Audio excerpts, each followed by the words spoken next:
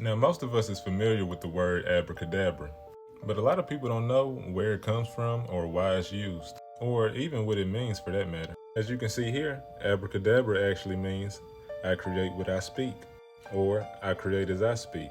Now we know magicians would use this word as they would complete a magic trick, but a lot of the Jewish community believes that the Most High himself spoke these words when he created the world. As you can see right here, the word abracadabra is a Hebrew word and contains bara, which means to create. The numerical value of the remaining letters add up to 26, which is the numerical value of YHVH, the name of God. You see, the ancient Jews believed that healing came when you invoke the name of God. In fact, healers were known as Baal Shems, masters of the name. But since the name was so sacred and no one knew its correct pronunciation, they could not invoke it, but they devised a phrase which in gematria invokes the name of God. Gematria is just, in Hebrew, the numerical value for that word. Every letter and word has a numerical value in the Hebrew alphabet.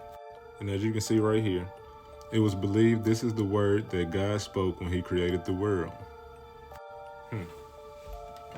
Like, that's really kind of crazy to me. Even though I don't necessarily believe that to be the case, but it's crazy that they came up with that conclusion. Another crazy thing about abracadabra. So right here it says, did you know the difference between abracadabra and avada kedavra? Which avada kedavra is Aramaic, which is like a form of Hebrew. Abracadabra means I will create when I speak. Avada kedavra means I will destroy as I speak. The words come from ancient Aramaic and was said to be used by witches in spell work. Abracadabra is a powerful spell. It looks like this below. That little right there. You will write this downwards to rid yourself of evil and write upwards for good luck.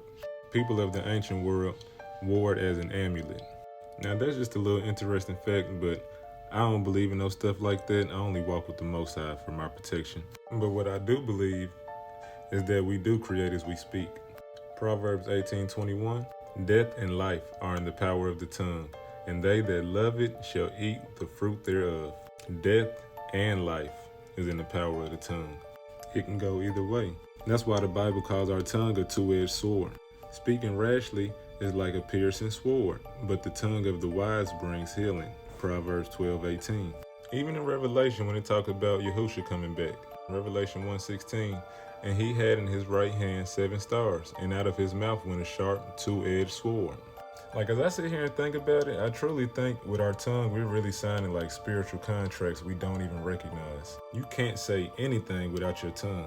It's probably better to say nothing instead of saying some of the terrible things we probably be saying. And that's why it's called a two-edged sword, because it can be healing or it could be death. Life or death is in the power of the tongue.